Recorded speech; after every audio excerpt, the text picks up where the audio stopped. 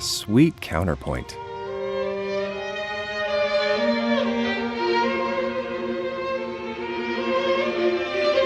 The fine art of combining melodic lines without stripping them of their independence. If you're hearing this word for the first time, you may want to listen to episode 22, Voice Leading.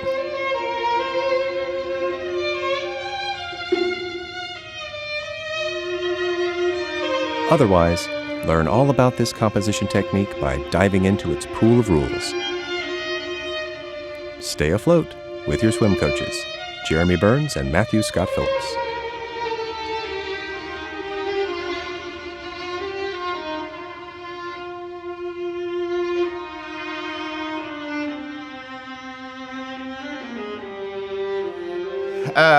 Okay, here we go. Oh, that's a good intro for this episode, actually.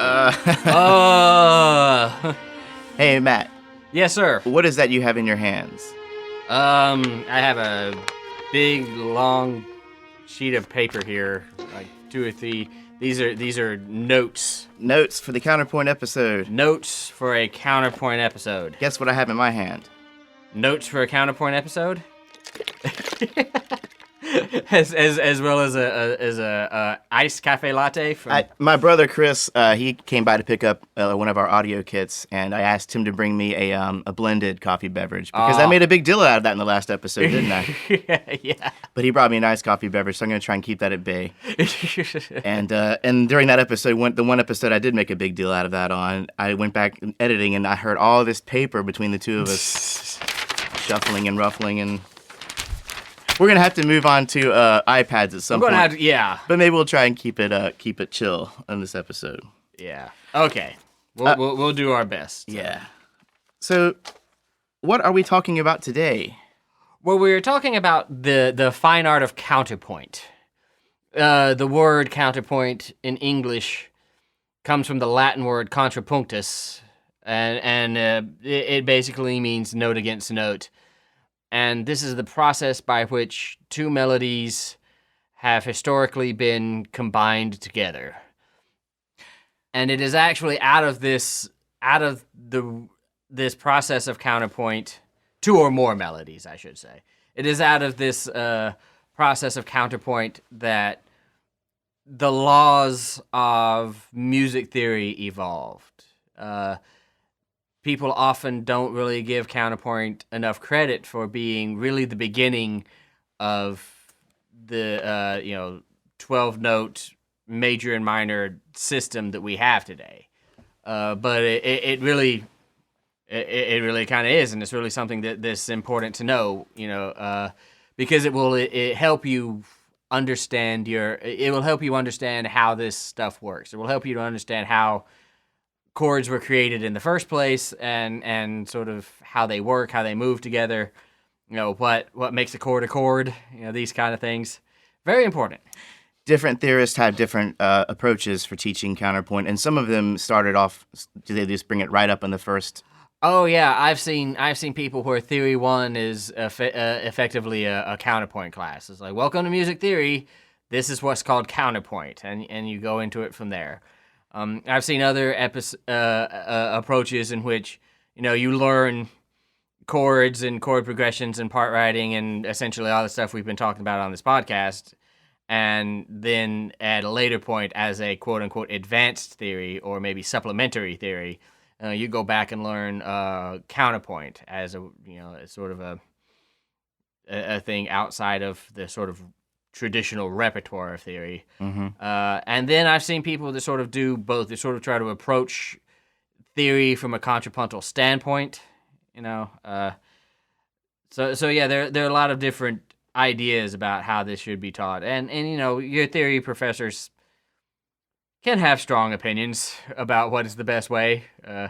We are not immune from having strong opinions by any stretch of the imagination. So. Not to my knowledge. No. Well, hey, I know that we took, when I was back in school, we were studying from the Stefan Koska and Dorothy Payne's tonal harmony text. It's a very, very popular and famous theory textbook. Yeah. Some of you may be studying from that too. Now, this particular method saves counterpoint for a good deal later on. Yes, it does. Now, the Harmony and Context by Miguel A. Roig Francoli starts off a little earlier in Counterpoint. Yeah, he that's one of the ones that tends to try to weave some counterpoint concepts into the basic theory discussion. And then there are textbooks that are solely counterpoint. You know, I want to say Joseph Kerman. I'd have to look that back up, but I think he has one. Maybe not. I know he did the listening Yeah. things, but I don't know if he... Yeah, and Saltzer and Schachter definitely have one. And that are books that are just totally the rules of counterpoint. It's a textbook in and of itself. So you could fill a whole semester? Oh, easily. Oh, boy. And it's some of the bigger places where they have bigger theory programs, you can even fill a couple of semesters. There may be Counterpoint 1 and Counterpoint 2. It's not all altogether off the table. Well, we're going to try and accomplish this all within 2 episodes. This will be a part 1 and a part 2. Yeah, we're going to try to do that because it is very brain worky. It is yeah. Get your iced coffee beverage or whatever your drink of choice is, and get ready to sort of bend your brain to this because it is a sophisticated subject. So let's talk a little bit about, before we get into the thick of this, let's talk about why we're learning this. Why are we doing this to you? Why are we doing this to you? Well, music theory, and you know, of course, when I say music theory, what I mean is the theory of Western tonal harmony. Of course. Western with a capital W, meaning Europe and the Americas, and the music system that came out of that. There's all sorts of other things that go on in the world. As we're currently teaching. Right. But the Western harmony system as we know it today, and as it was known for hundreds of years, evolved from this. It evolved from counterpoint. Counterpoint, in its turn, sort of evolved from the single-line melodies of Gregorian chant, which was a big part of European music in the Middle Ages. When you get into pre-Middle Ages, we get a little fuzzy on exactly what was happening, but we know that the Middle Ages was a lot of chant, a lot of Gregorian chant and other kinds of chant. Out of that evolves counterpoint, and out of counterpoint evolves the tonal harmony system that was used to write music all through, the 16, 17, 18, and 1900s, and before it was largely abandoned in the 20th century, and is still the basis for popular music now. Right. It's my understanding that counterpoint in the Renaissance, or the mid to late 1500s, was they followed this very strict set of rules, right? Very, very strict set of rules. But yes. we still use those as our model, right? We still use those as our model. We've even mentioned a couple of the rules that were in our theory discussions, which strictly speaking were counterpoint rules. Things like no parallel octaves, no parallel fifths. These are actually counterpoint rules that we're still obeying well up through the centuries of tonal harmony. We actually touched on some of these principles in episode 22 when we talked about voice leading. Right. So you're going to maybe recognize a few of these rules, but we'll touch on them again. Yeah. And for just to keep things conceptually straight in your head, historically, it's not so much that those rules still apply now that we're teaching counterpoint. Historically, it was more that those rules still applied as we started to create tonal harmony, right? They came first as counterpoint rules. Right, okay. Back in the Renaissance. In fact, the Renaissance. In 1725, we had an Austrian composer and theorist, Johann Joseph. Help me out with this last name, Matt. Fuchs. It is spelled F-U-X. It is spelled F-U-X, and much Beavis and Butthead level of comedy has ensued from music students everywhere, us included. I'm stifling my inner 12-year-old here. I've always said Fuchs, and I always heard Fuchs. Well, let's go with that. Johann Joseph Fuchs published the Gradus ad Parnassum. The Gradus ad Parnassum, the Steps to Parnassus. And this was sort of a seminal treatise on counterpoint in which he basically wrote down sort of the best practices that everybody had been following for a while at that time. Right, because this was 200 years after the inception of Yeah. the monophony. And Yeah. So what happens is, we're throughout the Middle Ages, we're just singing a single melody, maybe in octaves, right? But that's about it. We were pretty much just singing a single melody. Towards the end of the Middle Ages, we start doing things like organum, okay, and ars nova and stuff, and the lines start reflecting some independence, right? Going into the Renaissance, those lines start having a great amount of independence, right? And they eventually get codified into chord progressions, but that's later. So, in this time in the Renaissance that we're talking about, Fuchs writing this book, is a time when these lines, when, nobody really thinks in terms of chords or harmony. What they think of is in terms of polyphony, multiple melodies at a single time. right. And what these rules that Fuchs laid out is designed to do, and he writes this book, and it's one of these classical treatises books where he set it up as a conversation between a student and a master. If you're familiar with literature at this time, you kind of have this deal, where it's just this conversation where someone says, I forget the name of the master in that book. I could go back and.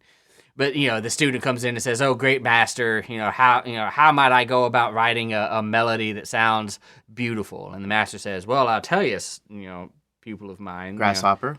Yeah, and then it starts laying out these rules, which is kind of it's kind of like our podcast. It's very conversational. It's kind of like this podcast. Yes, yes, it is. Our podcast is the modern day version of this classic pedagogical technique. Imagine that. Which is great. Which is just great. They got that technique from the Greeks, right? The Renaissance means renewal. It was a time when everybody said, "Hey, the Greeks and ancient Romans had this great civilization. We should be doing what they were doing," and so they have all this. So yeah, where was I? Oh yeah, Counterpoint. So he writes this book, and he basically lays out these common practice ideas. This is kind of what everybody is doing, and they sort of become the laws of counterpoint. And what Fuchs is trying to do, and by extension what the laws of counterpoint is trying to do, is give you the ability to write multiple melodies that are going to be played simultaneously, sung simultaneously, really, back in the day, that will nevertheless retain their own independence.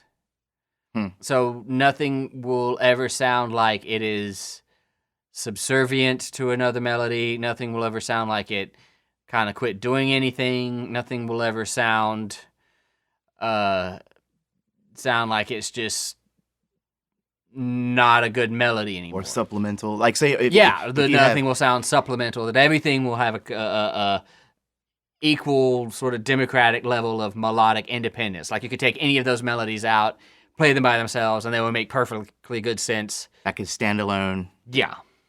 Yeah, okay. And that's that was just sort of the kind of the goal at the time, and the zeitgeist at the time. All of this stuff was sung. Singers liked good melodies. Melodies that were not independent were could be very difficult to sing in some cases. There were a lot of reasons why this was an important thing. Keep in mind that we have moved from just one melody at a time to many melodies at a time. So what theorists and composers are concerned about is having that kind of make sense, and not just be a big jumble of noise. We don't really know what chords are yet. So we're just trying to have all of these melodies going at once and have them still kind of make sense and still sound good. Yeah. Very cool, man. Yeah. Well, do you want to, I think, like we said for this episode, we're going to talk about, I think what we're going to try and do is set up a melody that follows these rules, and we're going to build it throughout these 2 episodes. So by the end of part 2, we're going to have a full 4-part fifth species counterpoint. Oh, God. Let's see how well that works. Yeah, man. We got until the next episode to figure that part out. But you want to start off with the melodic line by itself? Let's start off with the melodic line in species counterpoint. Now, in the Middle Ages and Renaissance, polyphony was often built on pre-existing melodies. these melodies were Gregorian chants, right? They were the things that they had been singing all throughout the Middle Ages. The church was still very powerful, and a lot of what composers would do would be to take these melodies and use them as the first melody over which they would write new melodies in counterpoint, and create pieces of music. So there's no originality going on just yet here, right? I mean, someone originally wrote these melodies, but they're still taking these, what they consider to be traditional melodies, and starting to play with them and build on them, right? Right, well... Build with them. Build with them, yeah. It's a little bit of a sticking point. Gregorian melodies are considered sacred-ish, or maybe even sacred without the ish. There are people who are experts on this, and I'm not one of them. But they are largely left intact. Things that would happen would be their rhythms might be elongated, So, what was going by fairly fast in the original Gregorian chant would go by much more slowly, and that was an organum thing. And essentially just on top of that, they would just add melodies on top, and the melodies they were creating on top of it were original. But that baseline melody was often a Gregorian chant, and it was called the cantus firmus. The cantus firmus. The fixed song, fixed line. Right. So this is the thing that's not going to change. Right. The control. The control version, and it's really fascinating all the interesting stuff they can do with diminution and other things with cantus firmi, and that's the plural, by the way, cantus firmi with an I, right? It's Latin. Yeah. So it's really kind of fascinating all the different kinds of stuff they could do and all the different kinds of things they would do, and these melodies would be from Gregorian chant, but that didn't necessarily mean you could hear the Gregorian chant as a thing in them, because of everything else that was going on. When somebody would, like Guillaume Dufay would write a piece called Ave Maria Stella. Ave Maria Stella is a Gregorian chant, right? And he would write, he would take that, and where it goes, Ave Maria Stella, that's an approximation. Those notes would be lengthened out and last a longer time, and melodies would go on top of that. Okay. So one person would be singing that, but other people would be singing other stuff. All around that. So, and when he would write Missa Ave Maria Stella, he would use that melody, but use the words from the Mass. So, it would be the words from the Credo or the Agnus Dei or what have you. To that melody? Yeah. One thing he would do. Like I said, there are experts on these things, and we could talk at length about the different things they use, about the imitation Mass and all of that stuff. Oh, we got to save some for the Middle Ages music and Renaissance music, don't we? Yes, we do. We actually do have to do that. We have to do that. We have to save some for that and have to give, certain professors time to actually study stuff that they haven't had to teach in a while or learn in a while. And all right, so moving on. Okay, so what they do is they're going to take this cantus firmus, or this predetermined melody. Yep. And they're going to add another line to accompany this melody, but we're going to have a set of rules, a thick set of rules. And if you want to, I can name these rules, and you can just kind of explain each one a little bit. Do you want to try that, or what? Yeah, or do you want to start off with just how to build a cantus firmus? Let's build a cantus firmus. Because before we can start adding notes to a cantus firmus, let's try to talk about the rules of those cantus firmi themselves. Are we going to build a Matthew Scott Phillips original here? Oh, let's see if we can do that. And pretend like it was written many hundreds of years ago? Yeah, let's do that. So let's build a cantus firmus. Let's build this cantus firmus. And we should say at the outset, the idea behind the Fuchsian method of counterpoint pedagogy is kind of like a laboratory setting. What we're learning here is how pitches relate to each other and how to affect something that was beautiful in a Renaissance-y kind of way with those notes, with those pitches. So this, we're not really writing real music here. This is kind of like an experiment, right? So being the good experimentalists that we are, we're only going to experiment with one, maybe two things at a time. Really just one thing at a time. Great. Right? So when we were designing our cantus firmus, there is not really a rhythmic component to this. Okay. All right, so we're not going to be writing in half notes and quarter notes. Number one, they didn't really have exactly that. Mm-hmm. Number two, we don't want to bring rhythm into this yet. We're just talking about notes. One note to the next, how those notes work. It's a sort of experiment. Right? They didn't have drum kits in ancient masses. They did not. They had percussion instruments. They did? Yeah, but that was secular music, man. That was, this is high, sacred church music. People who could afford the pen Stuff and ink going on and here. Yeah. Not always, but yeah. These rules certainly apply Yeah. more so to that music. Yeah, well, these rules actually apply to everything. Applied to Oh. popular music, church music. This was just how you wrote music. It was an interesting time. Very cool. I would imagine. I wasn't there. not quite that old. We read. Yeah. So these melodic lines are diatonic, Okay. meaning they will stay in a particular mode. Keys are not really a thing yet. So what we consider the major scale is really the Ionian mode. Right. And it's not really the most common. Hmm. The two most common are Dorian and Mixolydian. So I'm going to start my cantus firmus and let's be in a Dorian mode. I like it better. Yeah. You like my organ sound? I love the organ sound. Okay. So Dorian mode.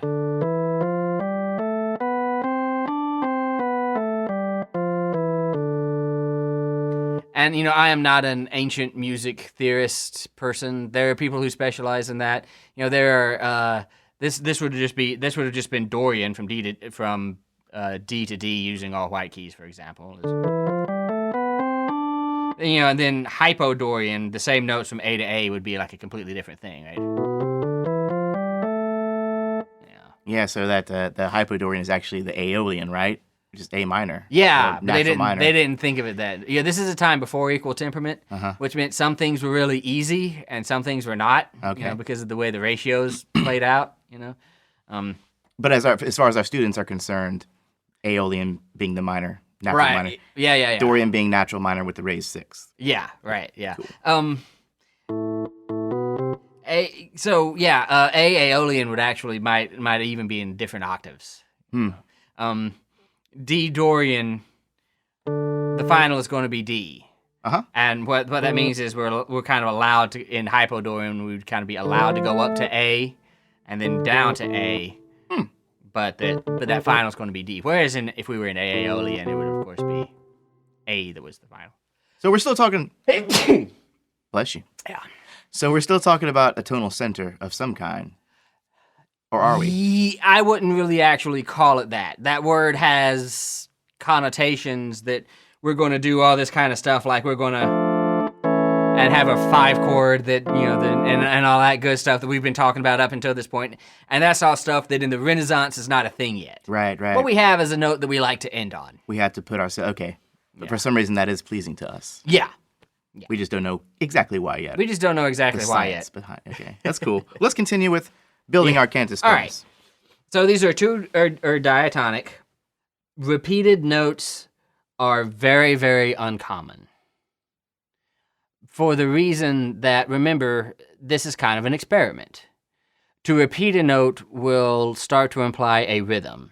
However slow a one, it'll start to imply that this note happened twice. So this is introducing a rhythmic component.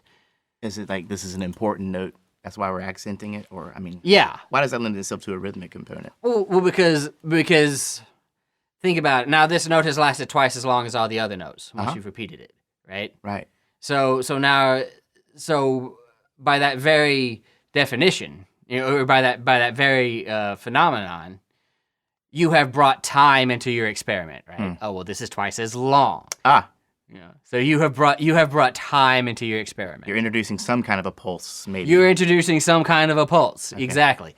Yeah.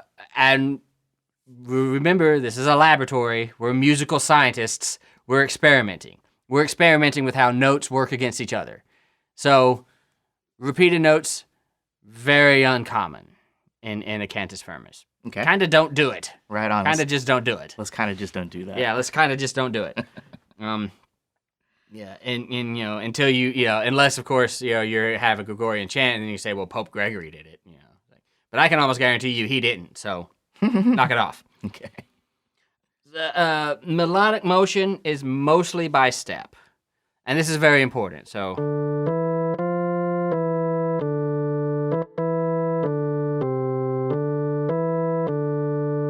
From one note to the next. There's not a lot of leaps going on. The reason we do that is because notes that are separated by a step, be it half step or whole step, when they're very close together like that, they can be perceived as being part of the same melody, right? So.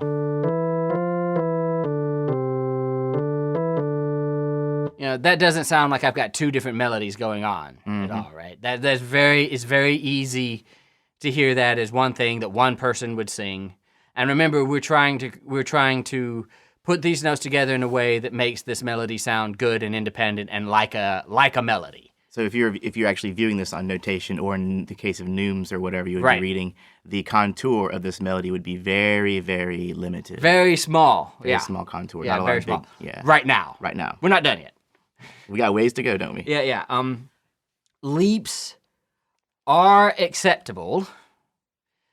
There's just about 100 gazillion rules that you have to follow. Oh, man. Yeah. For example, no augmented or diminished intervals.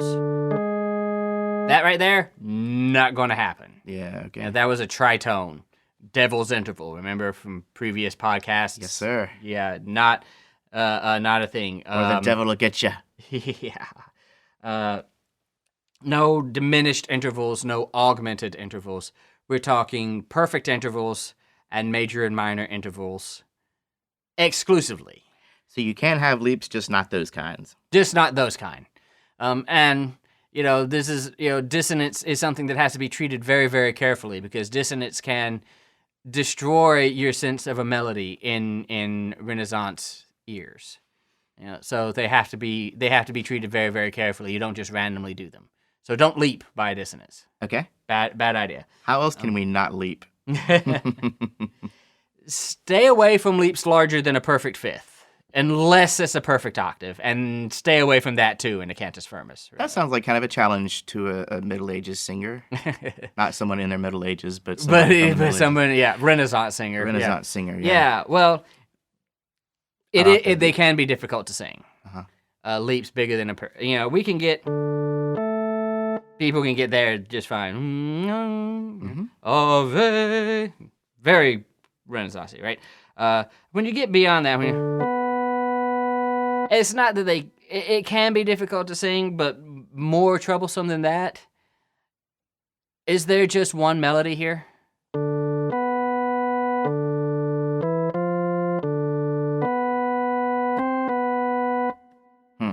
Or am I playing two melodies and have just sort of arpeggiated? That are kind of implied. Yeah. Yeah. That distance there messes with our ability to clearly and definitively say this is only one melody. I mean, there's a such thing as a compound line, right? And that where that upper note is really kind of your soprano, right?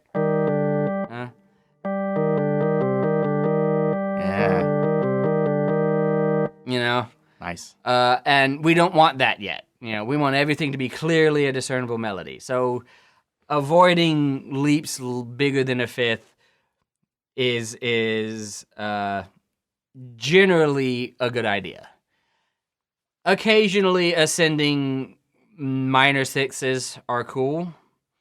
So you can go, but they must be followed by a resolution down to the fifth.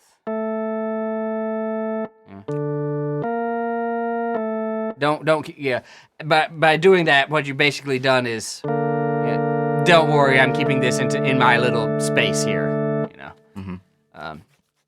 So that's good. So you can do an ascending minor sixth, but you don't want to do a descending minor sixth? Well, we'll talk about descending in a second. Okay. Yeah. A descending minor sixth. What's a minor sixth below? So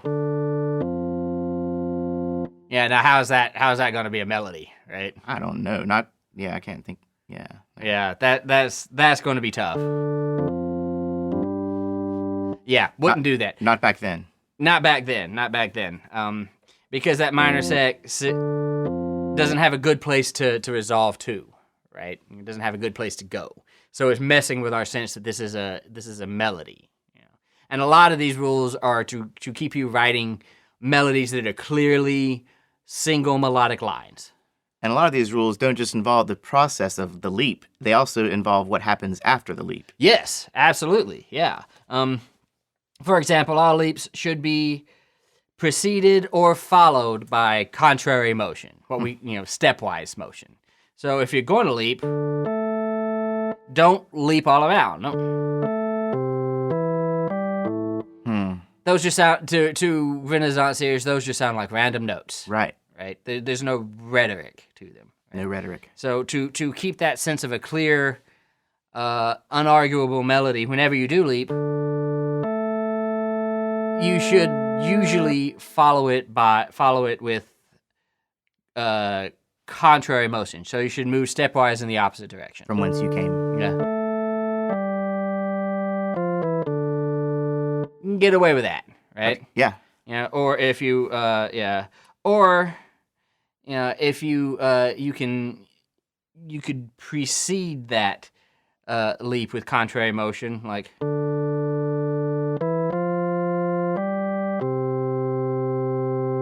Right? So all this contrary motion leading up to my leap.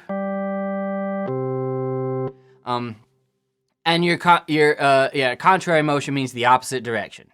So rise up to a note and leap down, or leap up to a note and then walk down. Great. Right? Yeah. And usually stepwise is best.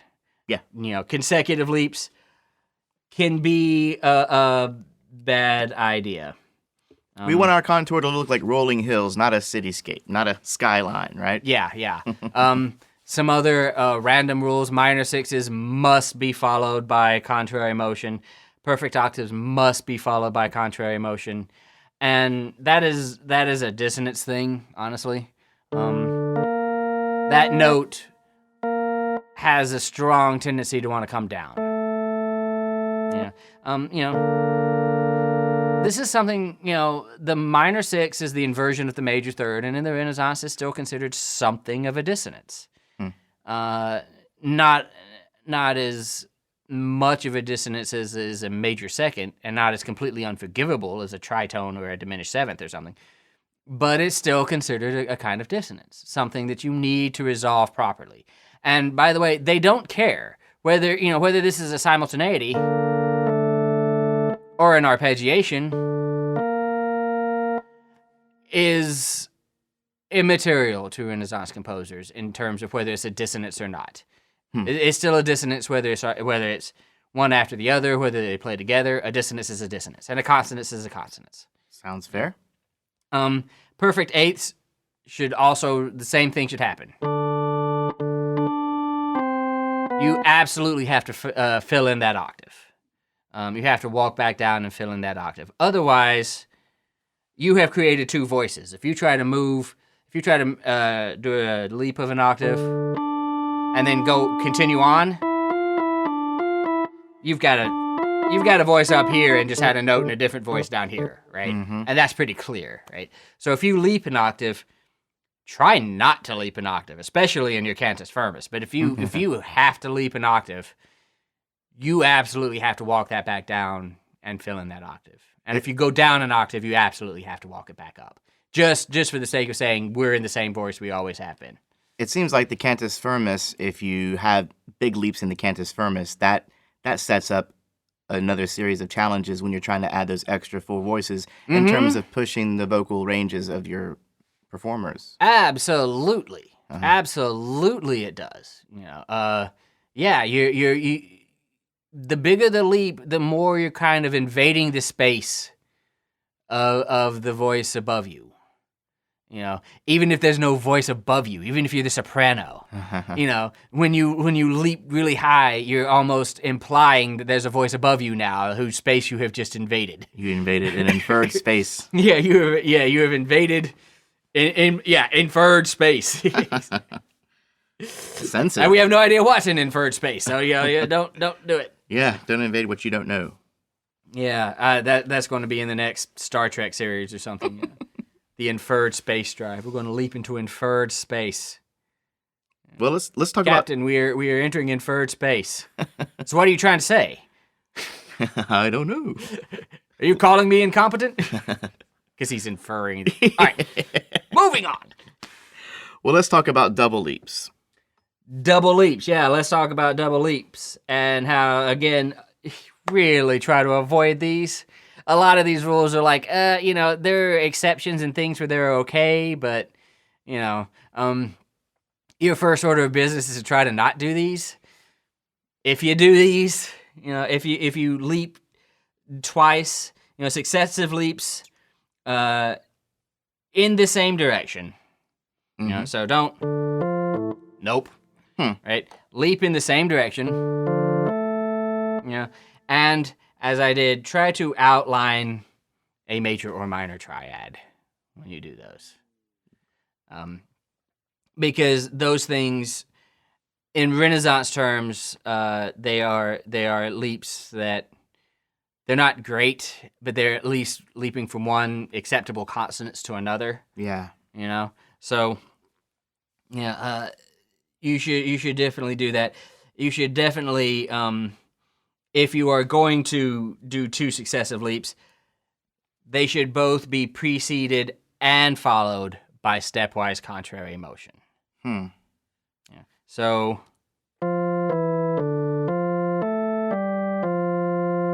right? That big leap in the middle there, both preceded and followed by contrary stepwise motion. And this is just because you're really shaking the foundations of this is a clear melody here, I mean, even with the triad. Is that a melody? Really? Renaissance people would say that's not a good melody. Tonal harmony people later on and later centuries will say that's a chord. Yeah, right. That's accompaniment, right? So is this really a melody? Yeah. So yeah, the more you sort of shake at the boundaries of clear, concise, unarguable melody, the more rules you have to follow, so sort of as a way of preserving that sense. Now, the more careful you have to be. And when you're doing double leaps, you're saying stick to major and minor intervals. Don't do diminished or augmented? Don't do diminished or augmented intervals, period. Yeah, okay, so... under any circumstance. Okay. Why now... Let's Dissonance. See. Yeah.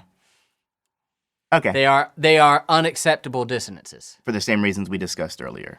For the reasons we've discussed earlier, and even in separate podcasts, dissonances are something that don't sound good, according to the laws that were old, even in the time of Fuchs. Okay. Dissonances are notes that don't sound good together, and if you're going to use those, they have to be treated very, very carefully, and probably shouldn't even really be there in a cantus firmus, because you're going to have to treat them carefully later, right? Very cool. Yeah. Okay. All right. So a second ago we talked about the contour. Kind of the shape of the melodic line. A little bit, yeah. Let's touch on that a bit more. Okay. Because there are some rules that actually are centered around that. Yes, there are. There definitely are. So, again, and like the majority of these rules, they're designed to help you create something that is very clearly a melody. All right. So they are the rules shaping contour. Your melody should have a definable climax. Okay. And that is a note that is the highest note that it reaches, and that note should only be reached once. So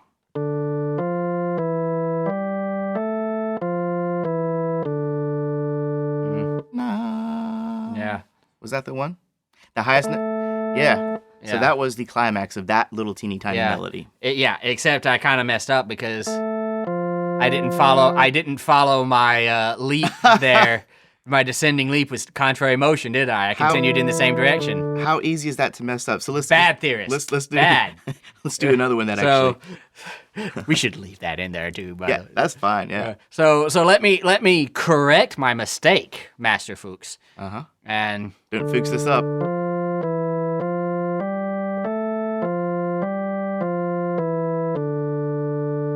There you go.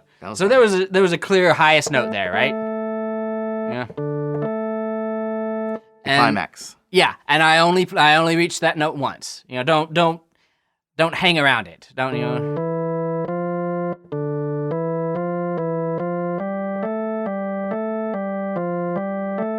No. You need to stick a higher note over that after you've done that. Yeah. Motion.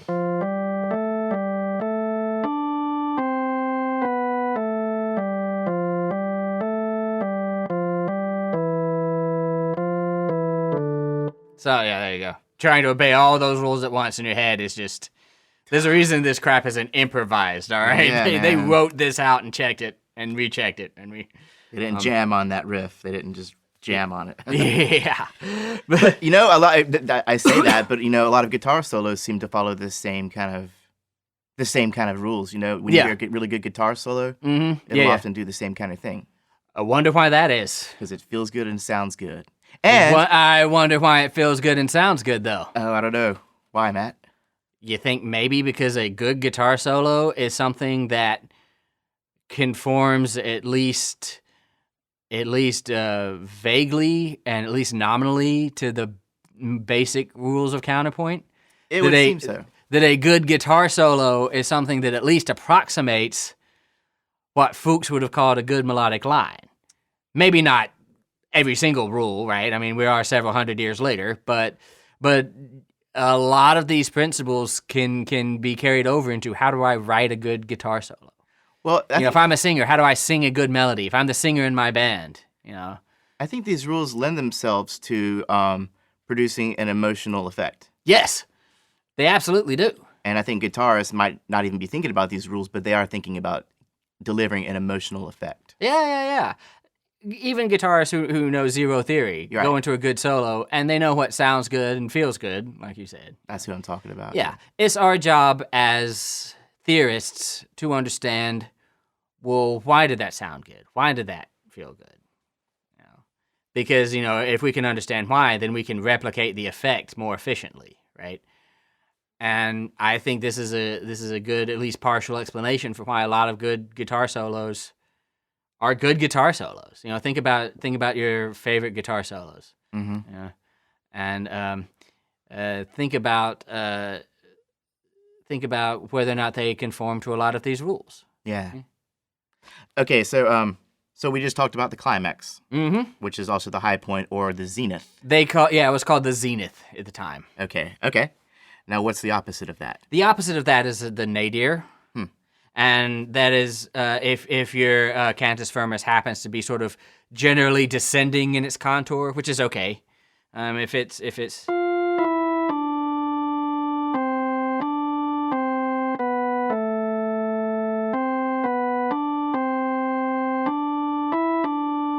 again, I kind of had a lowest point at that point.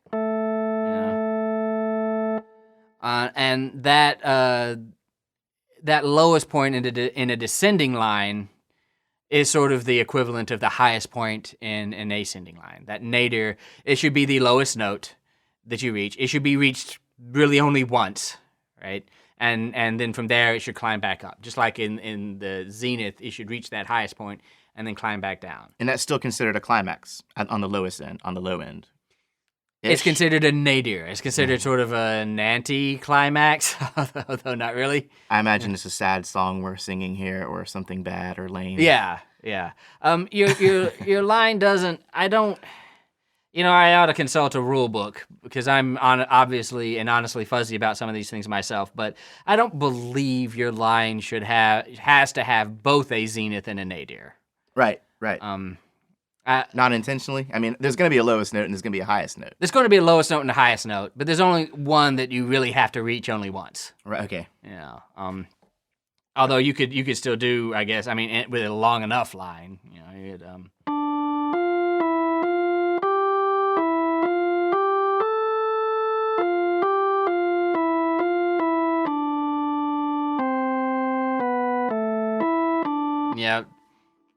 yeah. I guess with a long enough line, you know, it's gonna be hard with all the leap restrictions and stuff. You know, the zenith is the big one. It should have a definite zenith. You know, and again, that's just to have good melodic contour, which makes it more recognizable as a melody, right? So I have in my studies found that this zenith or this nadir cannot be an isolated pitch. Right. What exactly does that mean? That means don't just leap up to the zenith and then leap back down and forget about it. You know, work your way up. You know, an isolated pitch, if you're...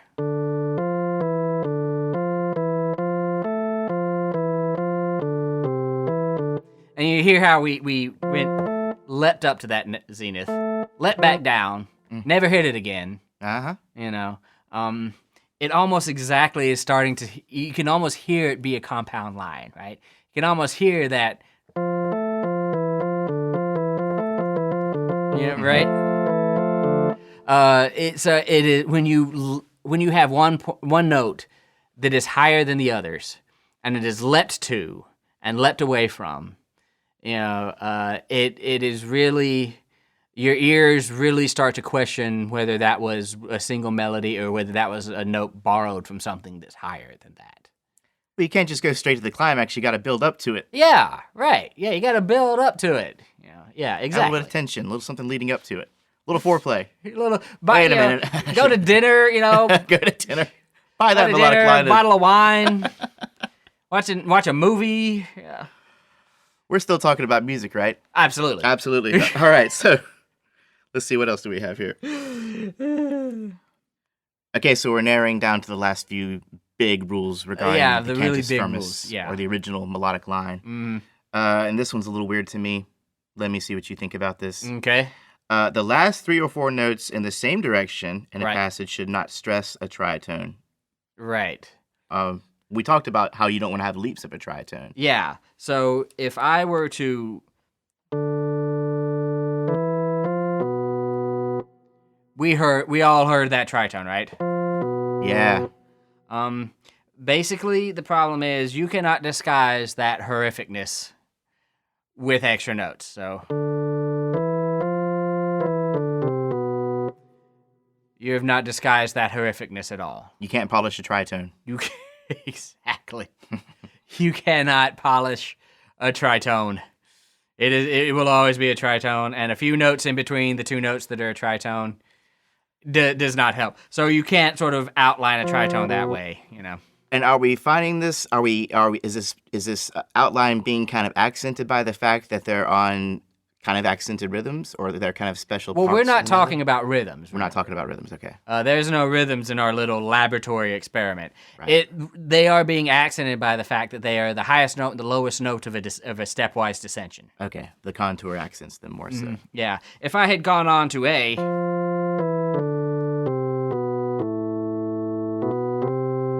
that would have been a little more acceptable.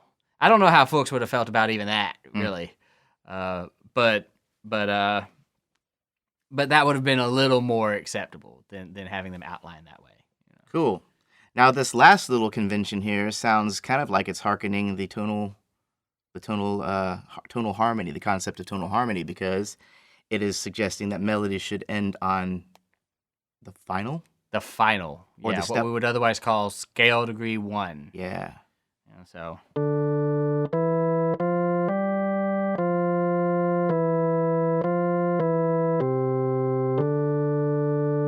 Always land on the 1. Always, huh? In your cantus firmus, it's a good idea. In real music, this is a time when cadences were octaves and fifths. That there was no dissonances on the final notes of anything. You know, And by no dissonances, we mean no, not even thirds. We could have thirds and stuff in the melody, but they had to end on an octave and fifth. That's how they sort of signify that it was over, by that sound of open intervals. So, yeah, you've got to land on the 1. Great. Now, if we had sponsorship, this would be the point where we say that we're going to take a short break. But we don't, so we're just going to quit talking. Okay, we're back, everybody. Now let's talk about. Okay, so we've discussed everything we need to know about building that first line, that cantus firmus, that strong, or what did you call it, fixed song? That fixed line. Fixed line. So now it's time to. That was monophony. That was one line of music. Well, we didn't actually build a cantus firmus yet. Should we go ahead and build one before we move on? Let's build one. Let's build a cantus firmus. Let's build a cantus firmus. All right. So I'm going to be in D. I hope you're minor. keeping up and with all these I've been rules. talking about D Dorian a lot, but I actually think D minor, D Aeolian is going to also be okay, because if we lower this B flat, we have a perfect fourth between F and B flat, which gets rid of that tritone. Mm-hmm. Yeah. So. All right. So in building my cantus firmus, first 3 notes, I'm just going to do some stepwise motion. I'm going to start on 1. Nice and easy, right? I will then move back down and leap up, but in doing so, be sure to proceed after the leap in the opposite direction.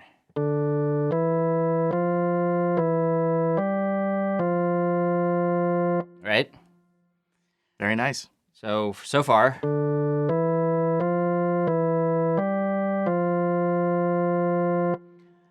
From there, I need to start thinking about my climax note. So I'm going to try to work up to this, see if I can get up to this A.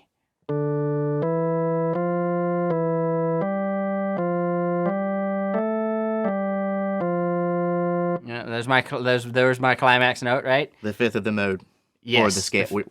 The mode. Yeah. And so now I just have to end on 1. Okay. So.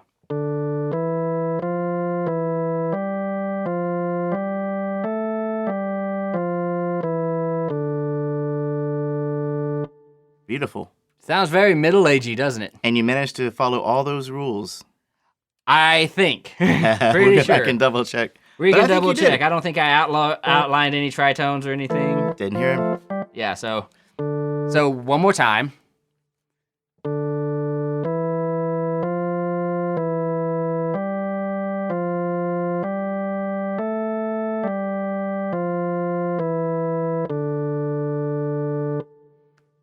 Nice. Cantus firmus. There's the cantus firmus, which is just a mere part, just the tip of the iceberg. Yeah, we are not even into counterpoint yet because we haven't even put another line to it yet. We're still a monophony. We're still a monophony. Well, let's become a polyphony. This is a monophonous relationship over here. Are we still talking about music? Always. Yeah. That's all we ever talk about. Okay, so now that we have that wonderful line, we need to start to talk about counterpoint and start adding adding another line to it. Yes. Yeah. So there are some conventions and some rules to this. Big surprise. That if you follow will result in good, beautiful, pleasant sounding counterpoint, in which both of those melodies still are recognizable as independent melodic lines themselves, right? And it's also my understanding that we'll be applying these rules to not only the second line, but the third and fourth line. However many lines you have, they need to all follow this set of rules we're about to discuss, correct? Pretty much. Okay. Yeah, pretty much. Because the idea is to have them all independent melodic lines. Yeah, the idea is that they are all independent melodic lines that make sense both together and individually. Yeah. So they were all not only conform to the rules of the melodic line that we just talked about, but in addition, there are some new rules to consider because they're going to be played together. Okay. 2 lines played together are going to create some new considerations. Right. Yeah. Let's talk about these considerations. Yeah. So one thing, climaxes, zeniths, or naders should should occur at different times in your two melodies. They should not happen together. Okay. The reason being is if these two melodies hit their highest notes at the same time, then it messes with our ability to understand them as two melodies that are independent of each other. Right. Right? Because they're doing this really important thing, hitting their highest notes congruently. So it starts to sound more like a part that's been doubled. Yeah. Than it does two independent melodies. Right. So do those at different times. Okay, so you got two lines. You got to make sure one line's climax or zenith or nadir doesn't happen at the same time as the new line or any other new lines that we add. Right. Right. Yeah. Yep. Begin the counterpoint. All counterpoints begin on consonant intervals.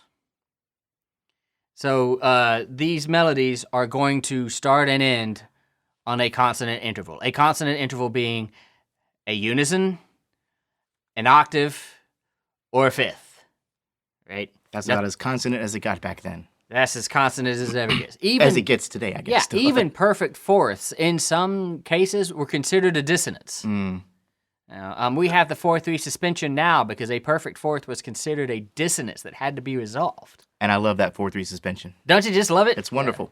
Yeah, dissonances aren't bad. You just got to handle them the right way, and they create beauty when they're handled the right way. Yeah. So saith Fuchs. Right.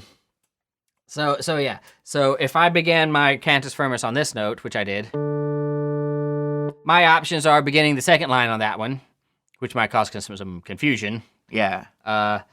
Or I could begin it on the perfect fifth. Or I could begin it on a perfect octave.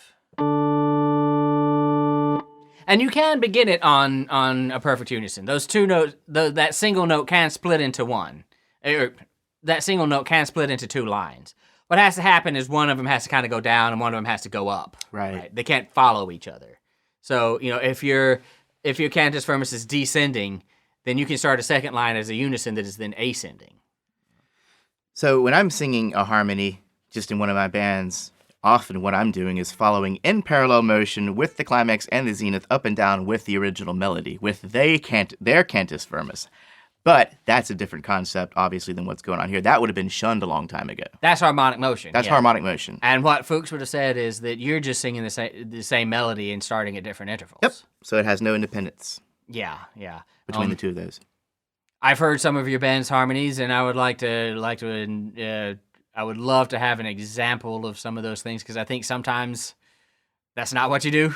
There are times when it might be more counterpointy than you're even realizing, but come to think of it, there might be an example I can pull up. Let me go dig that up real quick. This is called The Parting Glass. Oh, cool. This one. Yeah, this is my band, Jasper Cole, the Irish band. The Parting Glass is kind of a salute to your comrades, kind of farewell in my time of dying, pensive little bit. And you're going to hear 4-part harmonies, and this is the last couple of lines of the song. Let's give it a listen. I'll gently rise, and I'll softly call. Good night, and joy be with you all. So again, that was my boys Jasper Cole back from 2012, the album Drowning the Shamrock. I think we closed with that number. That was Matt Parrish singing lead, myself, Ian Hoppy, Kevin Nicholson, and Ryan Morrison doing harmonies in various places. So there's a part where in the melody he sings, I'll gently rise, and I'll softly call. Right, he goes up high. But I'm actually saying, I'll gently rise, and I'll softly call. Right, So I'll go ahead and play this again, and I'll sing along. I'll sing my line so you can hear me going against the melody. I'll gently rise, and I'll softly call. Good night, and joy be with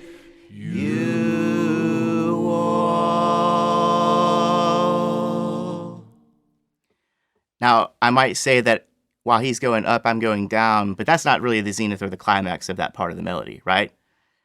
I wouldn't think so, but it is an example of lines that exhibit some independence of each other. Right. and you see how awesome that sounds too, right? I liked it. Yeah. Now, obviously, the big picture, what's going on here is harmony. Yeah. But harmony developed out of counterpoint. Mm-hmm. You know, and yeah, that's a good example of how these independent lines create, you know, that kind of that kind of consistent harmonic level. So I almost want to call it buzziness. Yeah. You know, that exists because those lines feel independent from each other. Mm-hmm. You know, is the kind of thing that Fuchs was going for. You know? And of course, he has a lot more rules than Jasper Cole does about these kind of things. Yeah. Him being Fuchs and all. Right. But yes, it's a good example of the kind of sounds you get when you're combining multiple melodies. And I think in that particular example, the first part, me and the lead singer Matt did start on the same line, The same pitch, and yeah. then we split off. Yeah, it just split off. On softly call. Yeah. Right, yeah.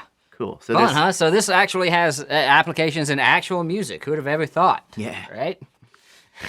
Who would have thought? Who would have thunk it? So cool, man. Yeah, okay. So, end the counterpoint with a perfect unison or a perfect octave. Okay. This is what things were ended on in the Renaissance, and this is what signifies sort of the end of the phrase. You know, you can end on a perfect fifth, but then you have broken the rule, the melodic rule of ending on the one. And in some cases, in three voice and more, you can do that. Uh-huh. You know, you'll have to do that, but in this case, let's try to keep it on the one. Let's try to keep it ending on the perfect octave. On the final. Yes, on the final. What will become the tonic. Yep. Okay. Yeah. Cool. Yeah. Good stuff. Okay, so but it's kind of funny that we can start on the perfect fifth, but we have to end on the final. But I guess that's not too crazy. Nah, you know. Okay, so in the counterpoint, typically on the unison or perfect octave. Just try and stay away from anything else. Makes sense? Makes sense. Okay. Now, we've established the rules of working with two lines of music. And we mentioned a few types of motion while we were doing this. Yeah. Contrary motion and so forth. Yeah. We should probably codify these if we can.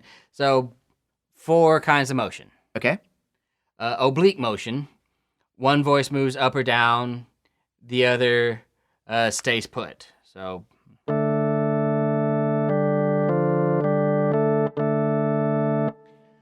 Kind of like a drone. Yeah.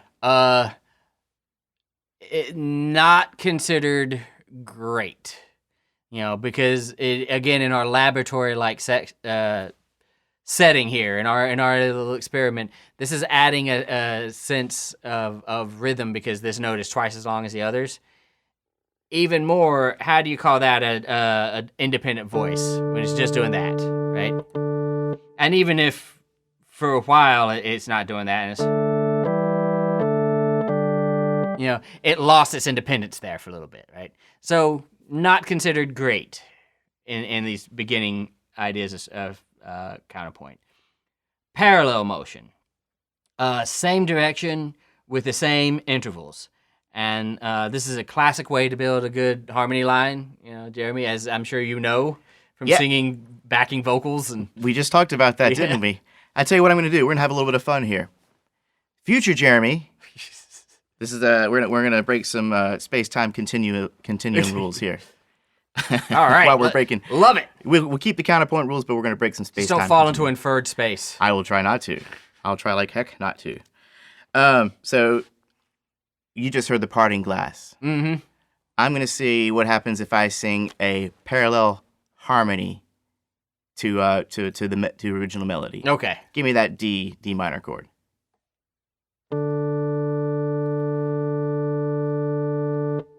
So fill unto me the parting glass.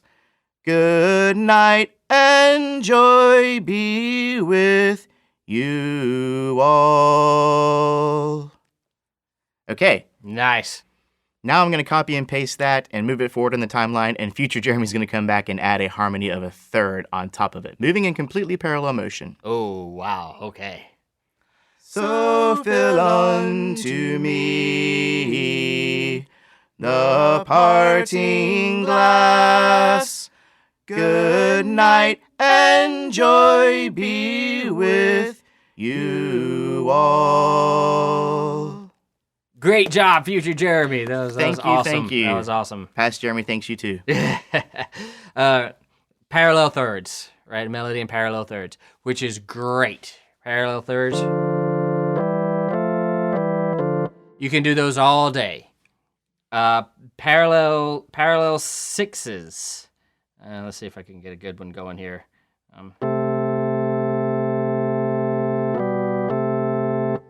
You can do those all day long. Okay. Parallel octaves? No. Parallel fifths? No. Because, again, if you just got a voice that's in octaves, how is that two different melodies, right? How are those melodies independent of each other? Right. The fifth, believe it or not, kind of the same problem, right? The old Ben-Hur chariot race. Yeah. Yeah. You don't want your music to sound like that. Yeah. And those two melodies don't sound independent from each other. Not at all. Yeah, and with oblique motion, even if you only do it for a second, for that second you really had melodies that weren't independent, and that second is going to sound bad. So parallel thirds, great. Parallel sixes, love it. Parallel octaves, no. Parallel fifths, no. Parallel unisons, are you even freaking kidding me right now, right? There's no way parallel unisons are independent of anything, right? Isn't that also scientifically impossible? We're breaking some kind of a breaking some kind of inferred space law? Yeah, probably. Yeah, probably. You think about, well, what about parallel fourths? And it kind of depends. Parallel fourths were actually considered not okay. At some point, they were again considered okay. If you're taking counterpoint in your theory professor might very well not want you to write parallel fourths, because of the whole, they're just not dissonant enough to be independent, and it's that dissonance level in thirds and sixes that say, well, these are not the same line because it'll listen to that dissonance, right? So they're just not dissonant enough to be considered two separate lines. At some point, they were considered okay. We didn't hold on to the no parallel fourths rule the way we did with no parallel octaves or fifths. For now, let's say no parallel fourths either. Fair enough. Yeah. So that's oblique and parallel motion. Oblique, parallel. Your best friend is going to be contrary motion, in which the voices move in opposite directions from each other. Your best friend.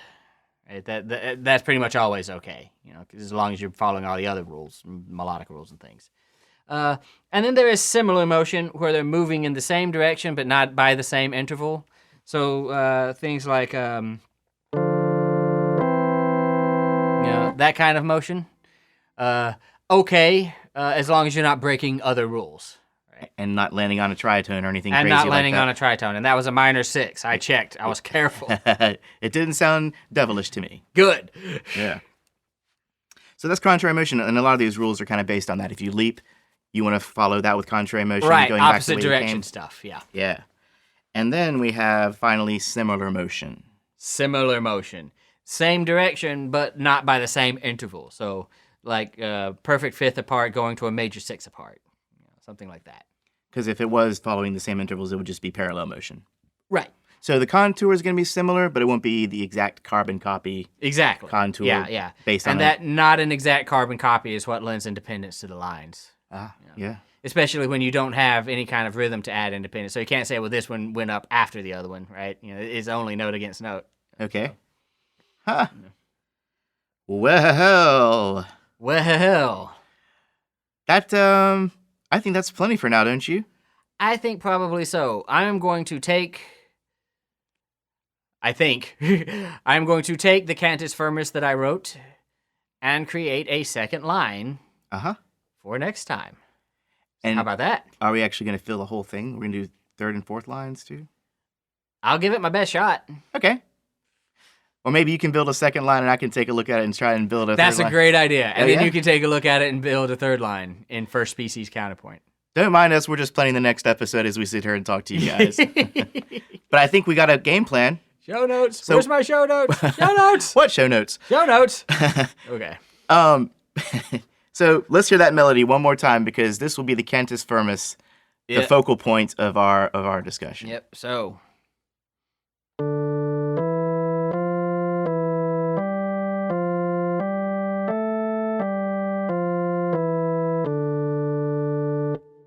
There it is. There it is. Next time, we're going to build on that. Species counterpoint. We're going to get into that too. Definitely tune in. Good times. See you soon.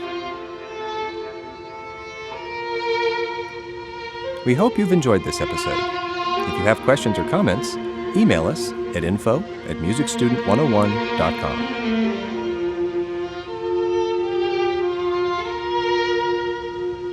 For news and updates, check out the homepage of our website, musicstudent101.com.